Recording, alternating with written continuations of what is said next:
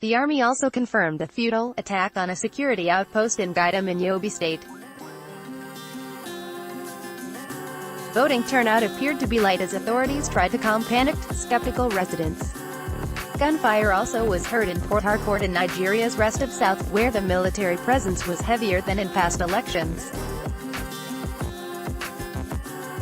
One convoy in Delta State contained more than 25 vehicles with battle-ready soldiers. Later in the day, soldiers in Rivers State fired on suspected ballot snatchers, with 4 people arrested. The attacks did not stop voting across Nigeria. The incumbent Buhari brushed aside reporters' questions about whether he would accept the loss to top challenger Atiku Abubakar, a billionaire former vice president. President, first in line to vote in his northern hometown of Dora, jokingly checked the name on his wife's ballot. A smiling Abubakar, after voting in his hometown of Yola in the northeast, told reporters that, "I look forward to a successful transition." He previously pledged to accept the results, provided they are credible. Buhari called the voting process smooth, but a coalition of civic groups said multiple polling units had not opened more than 4 hours after the official start. Delays were reported in Delta, Anambra and Akwa Ibom states, as well as in Lagos, Nigeria's largest city. Local broadcaster Channels TV showed a crowd still waiting after noon for the start of voting in the north-central state of Nasarawa.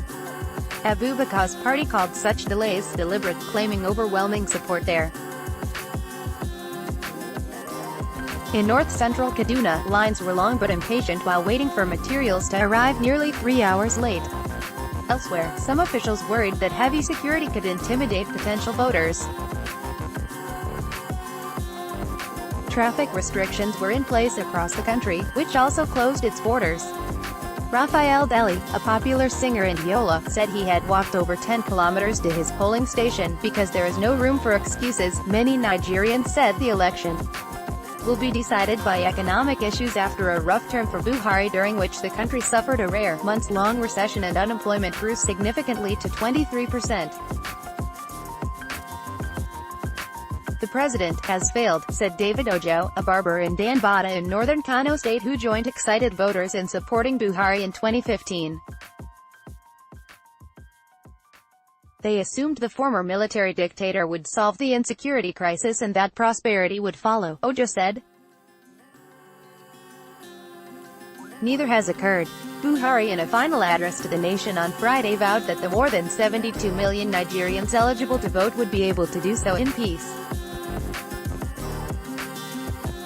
But the Boko Haram extremist group, its Islamic State-affiliated offshoot in the northeast, and various agitators across the country, including bandits, oil militants and youths hired by politicians to disrupt the vote, could have other plans. People are very sensitive about this election in the north because both candidates hail from the region, said A.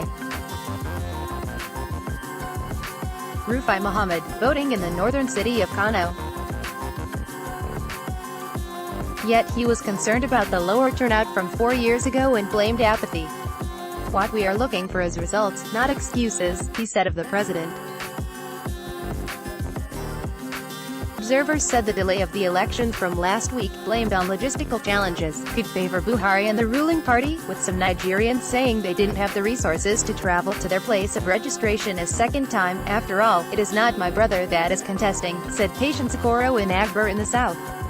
"So why will I kill myself or waste my time?" The delay also could hurt the election's credibility. Some said the postponement casts a lingering doubt on the neutrality of the Electoral Commission, such that unless Atiku is declared the winner, many will still believe that the commission colluded with the government to rig him out, said Geidam Adib, associate professor of political science at Nasarawa State University.